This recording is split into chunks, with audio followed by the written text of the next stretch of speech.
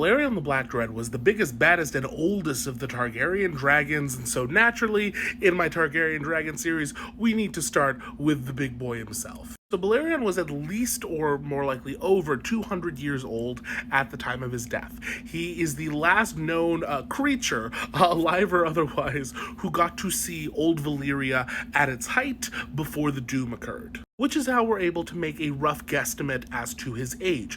We know that the doom occurred about 100 years before Aegon's conquest, and we know that the Targaryens left Valyria 14 years before the doom occurred, putting them at 114 BC, before conquest. Yes, that is how the years work in here. And then we know that Balerion passed away in 94 AC after conquest, making, 114 plus 94, 207? 208. So he was at the very least, 208 at the time of his death, but probably a little bit older because he needed to, get out of town with the rest of them, and I don't think he was a hatchling at the time. And of course, it's this advanced age which is what makes Balerion so big, so scary, because the older a dragon gets, the bigger they get. They never stop growing, so if you live for 200 plus years, you got 200 plus years of growth, and therefore, very large dragon. See, very large dragon? Teeny tiny little person here. And there is also something to be said about Balerion's size in that he might be as big as he was because he was one of the last dragons to come from Valyria itself. There's a lot of theorizing that the Targaryen dragons that were born in Westeros, so after the fact, they tended to be a lot smaller. They tended to not get as big, sometimes because they were living in the dragon pit, maybe because something to do with just these non-Valyrian locations. We're not entirely sure, but that is a heavy point of speculation in the fandom. Now, personally, I've never put a lot of stock into it because I think it goes back more to the just age of the dragon. Balerion is the oldest, so he's going to be far and away the biggest. Of the other dragons that were in Westeros, up until the Dance of the Dragons where we lose most of them, spoiler, if you didn't know that, I'm sorry. But all those dragons up until that point were relatively young, or towards the younger end of things. Even the oldest among them were maybe getting up into the 90s, maybe about 100 years old, and those ones were pretty damn big. Vhagar, who at that point was also reaching around the 200-year-old mark, was getting close to as big as Balerion, so I don't think that it necessarily has anything to do with, Westeros being inhospitable, or necessarily that, there's the theory that the Maesters were causing stuff. They might have, but I just don't think that was the reason for the dragons at the time of the dance for being smaller. I think just most of them were literally whatever, 20, 30 years old, if that. I'm getting sidetracked. Balerion was big. Balerion was really big, which made him very terrifying when they started doing all the conquesting. Speaking of conquesting, let's talk about Balerion and his riders so that we can get into that, shall we? I absolutely adore this new artwork by Hota Saraiva. I don't know if I'm saying that right. Correct me if anyone knows.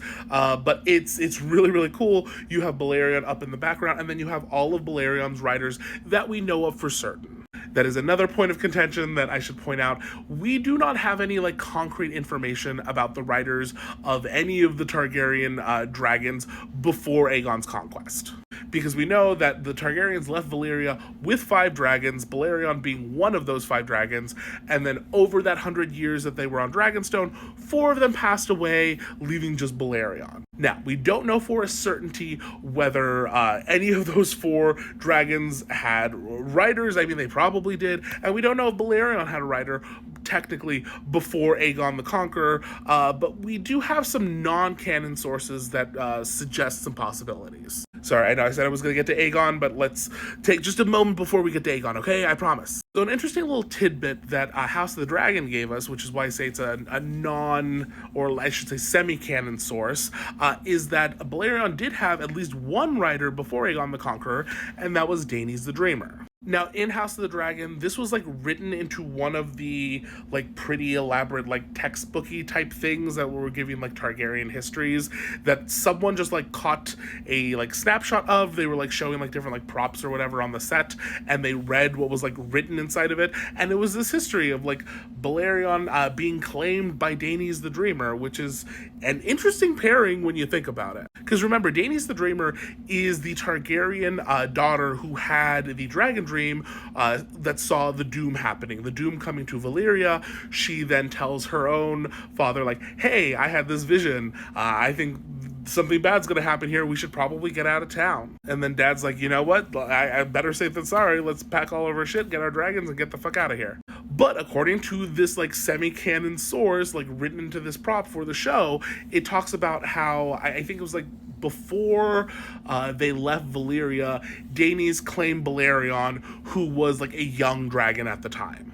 And so it would be very interesting if Daenerys has Balerion as her mount and is also the one to get this, prophecy about the doom. And then later, if we're also, supposed to believe House of the Dragon, which I believe George did give them this bit, it's Aegon the Conqueror, who is now Balerion's mount, who then gets the dragon dream about the Song of Ice and Fire and the necessity for the Targaryens to be in charge of Westeros so that, they can prevent the evil from the north, the others, coming down, destroying everything. So if those two pieces of information are things that did come from George, it's very interesting that the connecting aspect of that is Balerion. Balerion being the bonded dragon to these two people who then have these like visions about like impending doom and like, hey, do something about it, is an interesting connection. And then you want to connect it back to Dany in the present day, whose personal dragon is Drogon,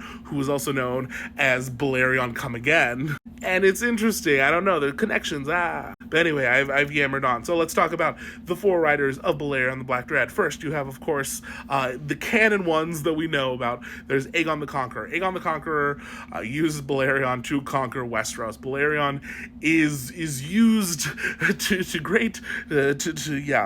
great consequence in the realm, burning things left and right. We have the very famous Field of Fire, where all three of the Targaryen dragons, Balerion, Vhagar, and Meraxes, were in one battle at the same time, burned everything right up, and yeah, it was pretty terrifying. But in the aftermath, Aegon the Conqueror very wisely used Balerion as, what dragons kind of are, a nuclear deterrent. So to prevent all these lords from getting any ideas about like seceding now that he's forged his kingdom together, Aegon over there would do these like processions through Westeros, where he would like just once a year he'd like go and he'd stop by a bunch of the castles, go around the country, say hello, the king's here, just wanted to visit, see how you guys are doing. Also, remember my dragon? Yeah, he cute, isn't he? He cute, he real big too. Yeah, he's real big. That's Aegon for you. He's very good at the whole, two birds, one stone thing. Like, hey, let's visit, make nice, and also don't forget there's a fucking dragon. But Aegon, of course, can't live forever, and he passes away, and before the body is cold, before you get a chance for anything, Maegor, Aegon's son, is like, I know what dragon I want. I want the big one. So he goes and he claims Balerion, and, Maegor the Cruel is Maegor the Cruel. If you want a longer video on him, I've done a couple, but, I'm happy to do another. He goes around and he, does some war crimes. Not initially, because he has Balerion for the entirety of his older brother Aenys' rule. He gets banished from Westeros for taking a second wife, and so he takes Balerion over to Essos, and they chill out there until Aenys dies, and then he comes back and he's like, hey, I'm king now. Why? Because I got the biggest dragon. And so he ends up ruling for 10, 11-ish years, something like that, whatever, dates. But Balerion is used to great effect, and you don't mess with these two. Maegor is kind of crazy after the whole undead thing, and he's got the big dragon. But eventually Maegor dies, and then eventually his niece, great niece, the tree, it's a circle, Arya Targaryen goes on to claim Balerion because she's trying to run away with a dragon. She gets him, except instead of going back to King's Landing, Balerion seemingly flies her over to Valyria, which is radioactive. Anyway, they're gone for like a year. They come back. Array's not doing well, doesn't survive the night, and Balerion is also like very much injured. From that point on, he's like never the same. He's old, he's tired, he's just like not what he used to be, which makes when Viserys claims him just all the sadder. Yes, this is Viserys, the one we know from House of the Dragon, the TV show. He claims Balerion, rides him exactly one time, flying him around the city 3 times, and then Balerion's like, I think I'm good, actually. Viserys never rides him again, and then Balerion dies within the year. So sad. Anyway, good night, y'all.